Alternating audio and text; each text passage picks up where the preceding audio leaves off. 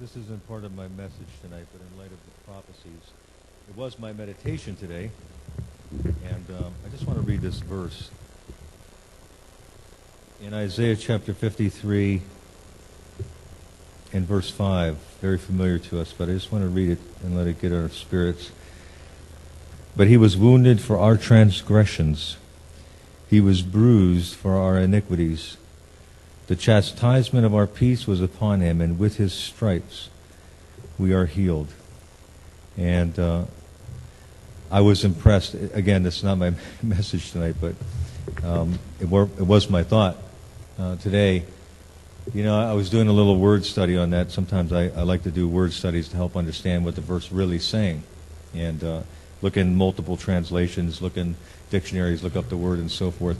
And that actually, you know, by his stripes we are healed. It literally refers to a welt that bruises. In other words, getting struck with a belt and having a welt raise and bruising. And that word iniquity is the thought of willful breach. That he was struck and welts were raised so that the actual word is perversion, and it doesn't mean like a deviant perversion. It means off course. It means to have a direction that's off course. And I remember myself praying one time, I said, Lord, you know, if you were beaten for me going off course, and you bore the brunt of that transgression, then I don't want to carry it. I don't want us both to carry the load. You already carried the load. And so give me the grace to put it on you, to put it on what was done at the cross, and to go on. To just simply go on. You are already struck for my transgressions, Lord. Let me hurl that upon you and walk straight from here on out. And that kind of does lead into the message that I felt for tonight, because, and I felt this as we were, you know, during the song service, I felt this thought coming to me from the Holy Spirit. The message that I feel tonight is, you know, is the thought of success. Do you want to be successful? Well, how many people grow up with the aspiration of being a failure?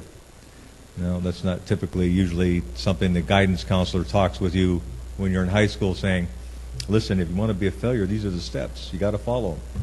It doesn't work like that, because everybody wants to be successful, but many people we know are not successful. And they're not successful because they don't connect today's activities with tomorrow's results. You know, there's the cause and the effect. The cause and the effect. A lot of people, I assure you, step into eternity and are very surprised to find that they're going to hell, because they were unable to make the connection between their life and their eternity. And so they became unsuccessful, even though they had hoped for success. You know, I will boil it down to you in one simple statement. I know, and of course, it's not really that simple, but, you know, this is the goal. The secret to success, are you listening? Everybody dialed in right now? The secret to success is always staying on the Lord's good side. Did you get that? Did you write that down in your notes? The secret to success is always being on his good side, and the scriptures support that. Because in his favor is life. In his favor is life. Well, I have to confess to you folks, I'm not always on his good side. I wish I were. My New Year's resolution is the same New Year's resolution it's been for the last 10 years. I hope to be a better son to my father. It's the same every year, and it will be the same until the day I die. I want to aspire to that place that Jesus attained to, where he said, I always do those things that please my Father. That's the secret to success. The world runs around, bumps into each other, climbs over each other for this big successful ladder that they think is, you know, the world of success, but it's their failures as they do it. The real secret to success is always being on his good side.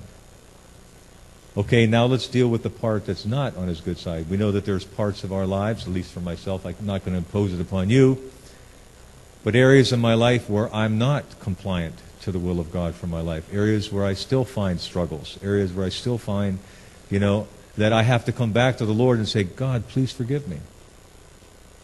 A situation arose, just about a week ago. And I had dealings with an individual, and I spoke ill-advisedly, we'll say. I didn't, I didn't blow up and didn't lose my temper, but I spoke ill-advisedly. And for the last week and a half, I have not been able to get into God's presence without that image coming before me. And I say, oh God, please forgive me, Lord. Please. You see, I have a burden. That is that I stood before Jesus and He told me one of the deep flaws of my life. And so I've got to live my life in a way of running the other direction. And so the secret to life, the secret to success is to always be on God's good side. But what about the areas where we're not? Well, that's where Hebrews chapter 5, verse 7 comes in. Hebrews chapter 5, verse 7 says, in fact, I don't want to misquote it here, so let's turn there to Hebrews chapter 5 and verse 7. Because, listen to me, folks, life doesn't get more complicated than this unless we make it so. We endeavor in our lives to live uprightly and to do those things that please God, because those put us on God's good side. I'm not talking about salvation by works. Don't misunderstand me.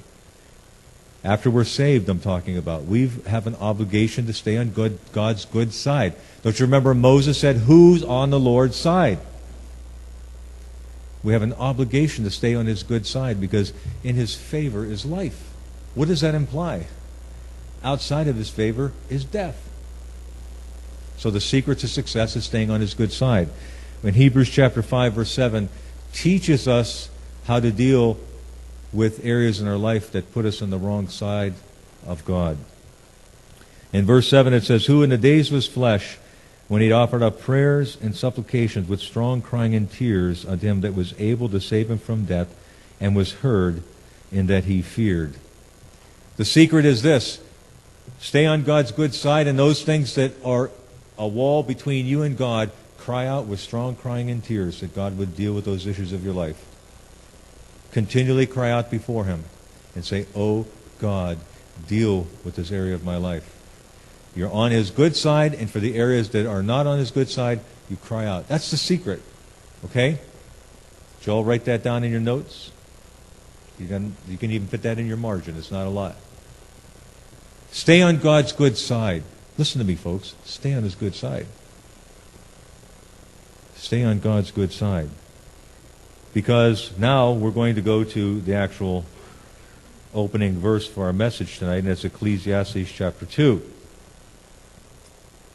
In Ecclesiastes chapter 2 and verse 26, and by the way, that is an aspiration that I have yet to attain to, so we'll all strive for it together.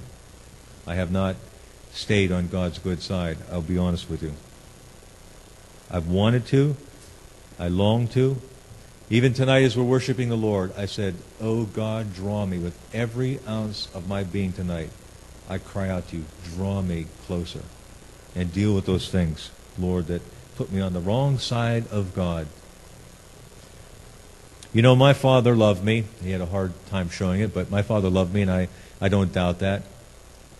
But there were times when my father was displeased with me. I wasn't always on his good side. Do you see what I'm saying? In any normal father-son relationship, there are times when the son pleases the father, and there are times when the son does not.